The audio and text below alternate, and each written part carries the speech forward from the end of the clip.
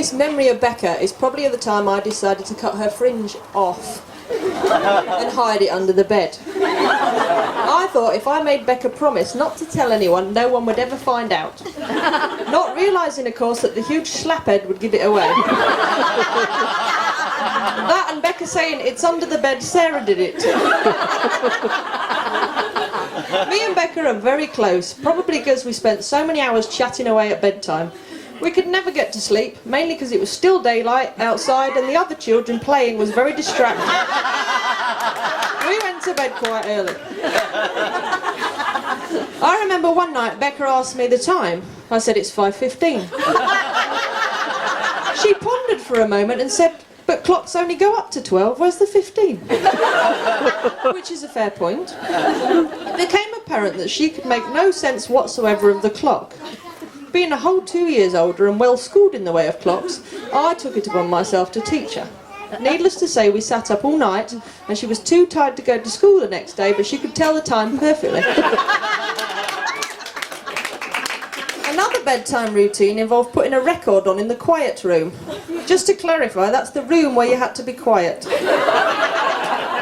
We inevitably went for Nat King Cole or the Mills Brothers and sang our way through the entire album whilst making trumpet noises with our mouths. I think those early days shaped our unique musical taste, or lack of it.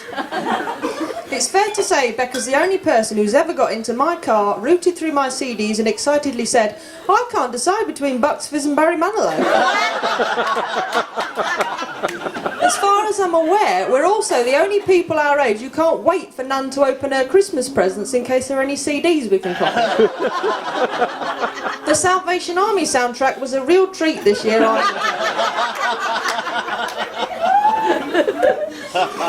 Another fond childhood memory I have of Becca is her complete inability to ride a bike. I'd be out in the garden doing skids and jumping over ramps, admittedly on a shopping bike, but Becca would mainly be laying in the flower bed. Dad spent hours running along behind her, but eventually they gave up. I think Dad was knackered. So Becca rode a tricycle until she was about 14. Many times I'd be cycling up to the shop with my mates and Becca would come trundling after us on her three-wheeler, ringing a little bell. When she did eventually learn to ride a real bike, it was no huge surprise when she called to say she'd fallen off. What she didn't mention to Mum and Dad was that she'd been attempting to do a bunny hop at the time. Becca doing a bunny hop is like an Oompa Loompa doing high jump. It's not going to happen. And true to form, while her mates bunny hopped up the curb, Becca bunny hopped into the curb, went over the handlebars, landed on her face and smashed her only pair of glasses. I actually cried when I saw her. She won't know that because she couldn't see me. Chris also came off his bike recently, so I'm always on at them to get a car. They used to have one, but they didn't use it much because they lived only a couple of minutes walk from Tesco. And one day, when Chris was out, Becca decided to take the car and do a big shop. After driving round for 25 minutes, she was unable to find Tesco, so took the car home, cried because she was so annoyed and walked there.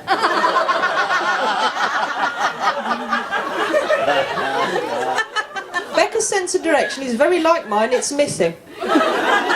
One time, Becca was map reading for Chris while he was driving, and she said to him, "We should be passing over a big river any moment now."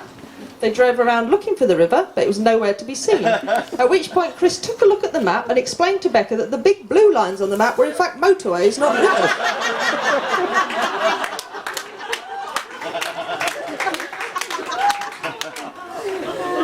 Choosing whether to let Becca navigate or drive is a tricky decision. I love watching Becca drive. She pulls up to a junction, sees a car in the distance and assesses whether or not it's safe to pull out. When she first gets to the junction, it probably is safe. But by the time she's performed various hazard checks, it's really not. She ums and ahs and then pulls out at the speed of a milk float. It's excellent to watch as the cars plough into the grass verge. One thing I've learned over the years is you can't rush Becca, and you certainly can't rush Chris. They'd been in their flat for nearly 3 years before they ordered a wardrobe. Even when they found a family of mice nesting in one of Chris's jumpers, they refused to be rushed into a decision. At the time of writing this speech, I still don't have a bridesmaid's dress. Becca hasn't decided what she wants. I hope to God at the time of reading I've got one. If not, has anyone got a blanket? There was a time when Becca was much more decisive about what she liked, and it often caused a fight, mainly on a Tuesday. That was the night my mum and dad went out, so we could batter each other without getting into bother. We'd argue over what to watch on telly and spent most of the evening throwing household objects at each other. Coat hangers, hot water bottles, and on one occasion a watermelon. I feel a bit foolish now. Becca was right all along. Quantum Leap was better than Boone.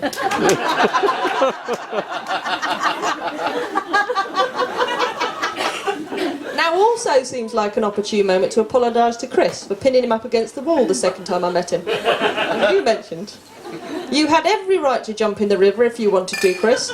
I should not have infringed your human rights by saving your life. It's just that Becca didn't seem that keen on you drowning, and I can be a bit overprotective.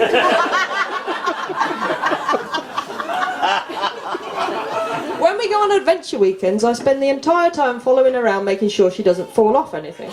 I won't let anyone else hold a rope if she's abseiling, and I won't let her jump off any big rocks, because if anyone can find anything to accidentally impale themselves on, Becca will.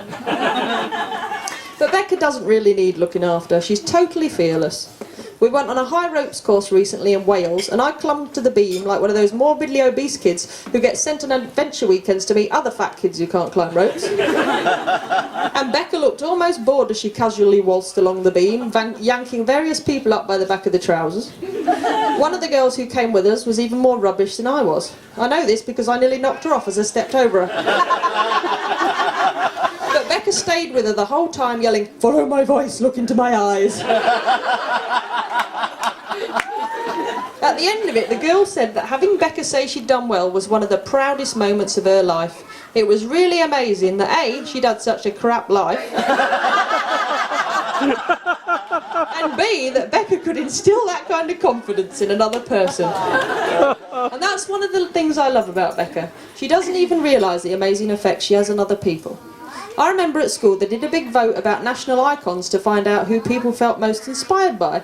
I think they thought Bob Geldof would win, but all the first years voted for Becca.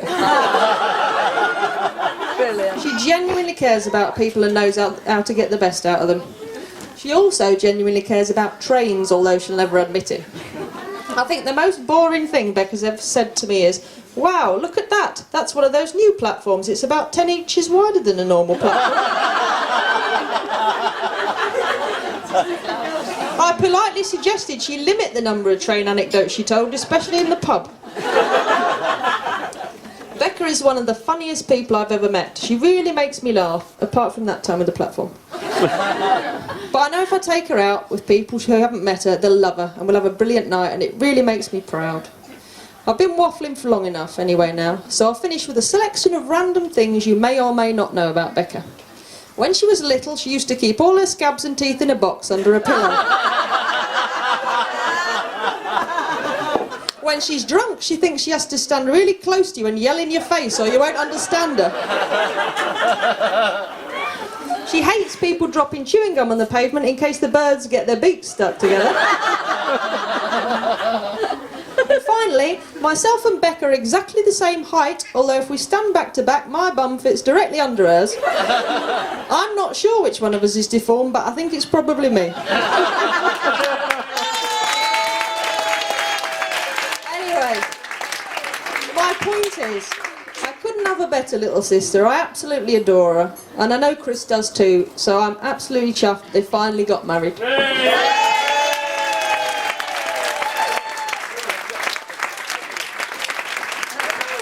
Sorry, Doc.